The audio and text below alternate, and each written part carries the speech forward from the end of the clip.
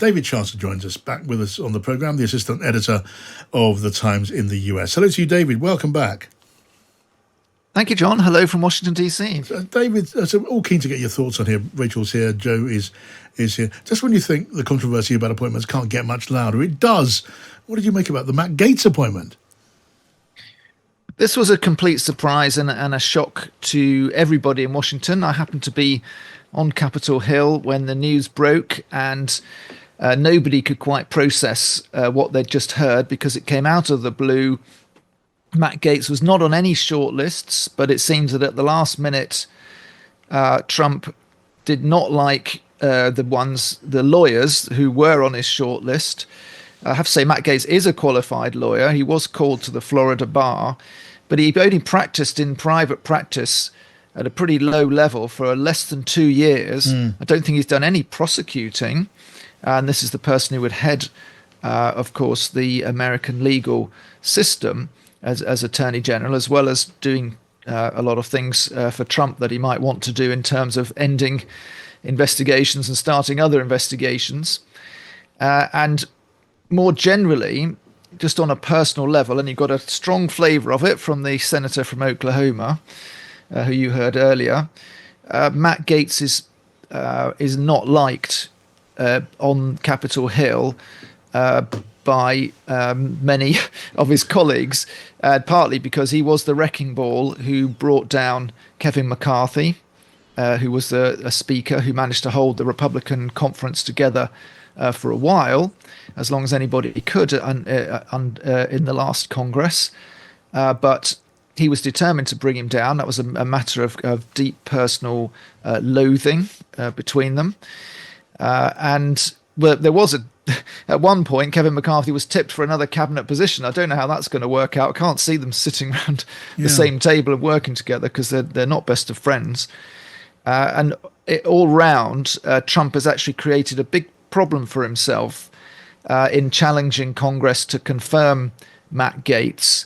And I have a suspicion that, I think you alluded to it in the introduction, there was an ethics committee inquiry into Matt Gaetz, which he's because of the conduct that was being alleged by Mark Wayne Mullen, that has been put into abeyance by Gaetz suddenly resigning from Congress yesterday to say he wants to concentrate on his nomination for Attorney General. But I can't see any way that report, which is, for the sake of clarity, into allegations of sexual relations with an underage girl and illicit drug use.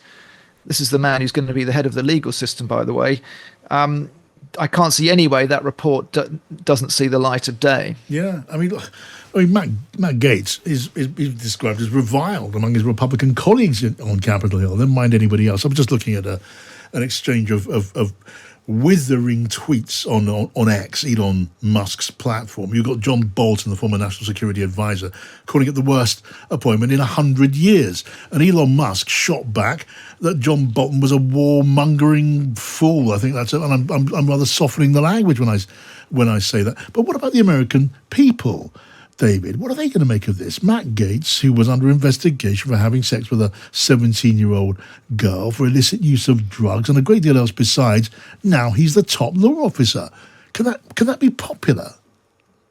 Well, he's not the top law officer yet. He's got to be confirmed by the Senate, and sure. that is the problem, of course, that the incoming Trump administration has got. There are probably more than 3 Republican senators who will object. I think there's already been 2 who've been very vocal that they just don't want him.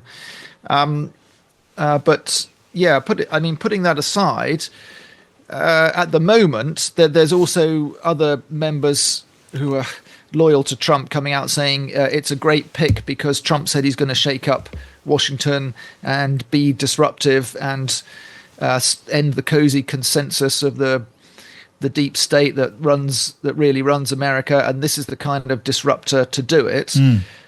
Well, it's not a measure that's going to bring the country together behind the president.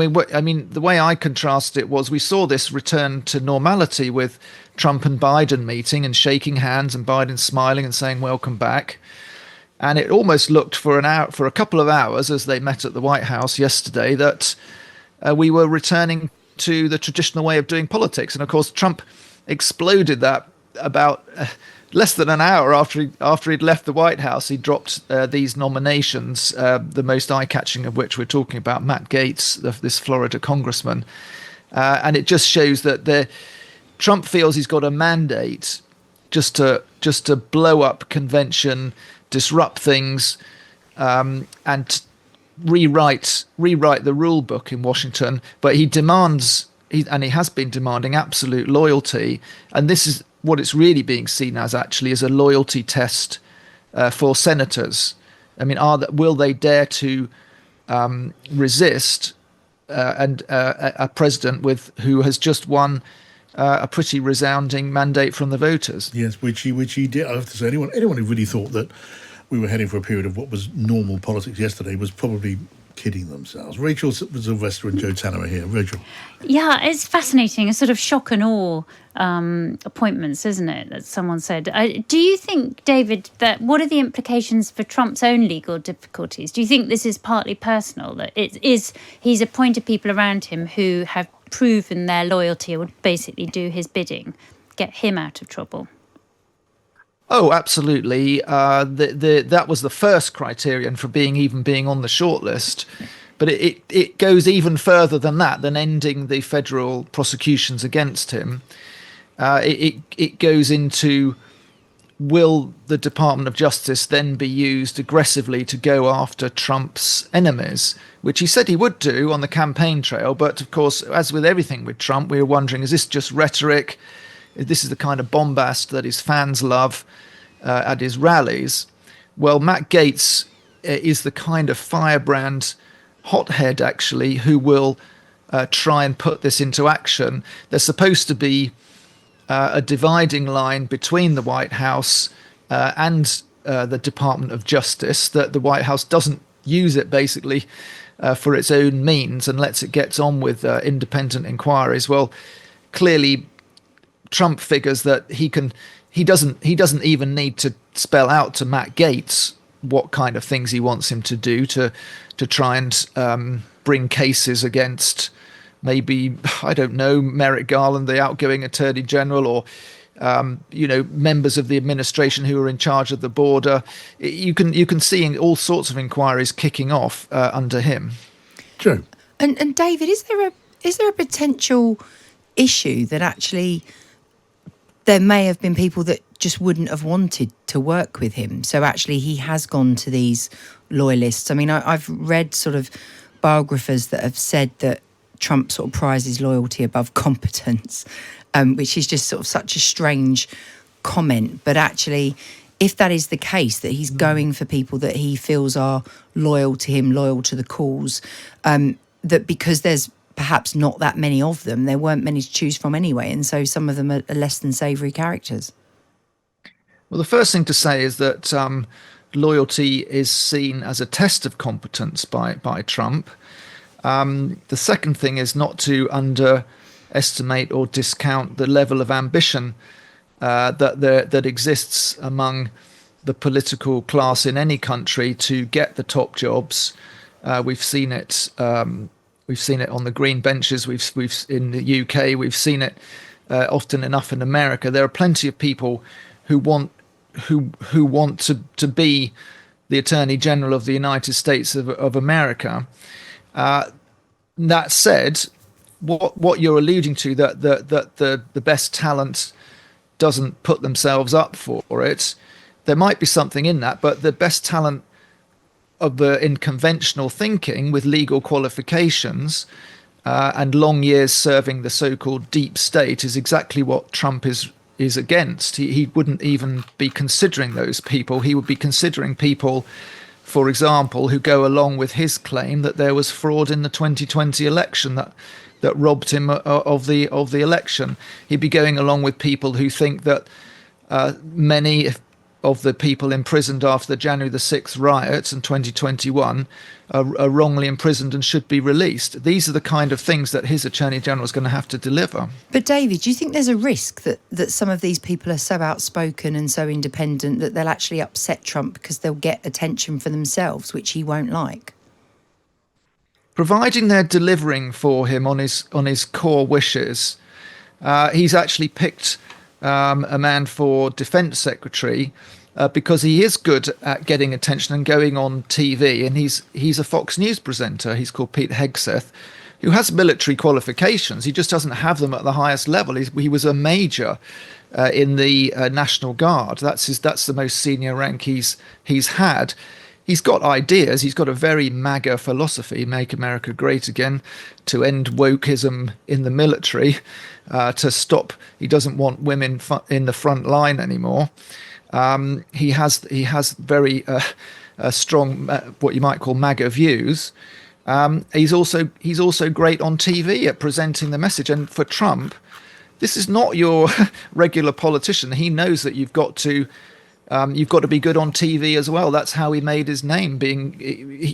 Americans know Trump primarily because he was a TV star doing The Apprentice.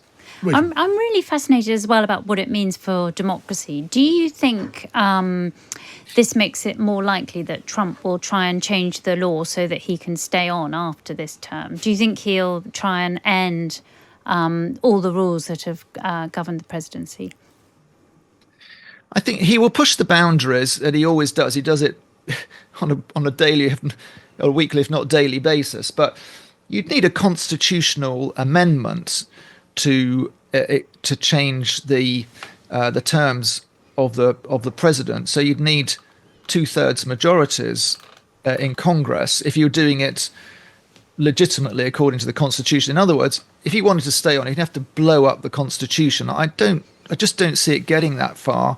I think maybe people would have a little more cause for concern if he was 52 instead of 82 at the end of his mandate, a 4-year mandate. But no, I think Trump has settled on this being his second and final term. I know he joked to the congressman, maybe I'll stay on. That'll be up to you to figure out if you want me to. If you think I'm so good, you want me to stay on. And there was a lot of laughter, and of course, this triggered, commentators across America.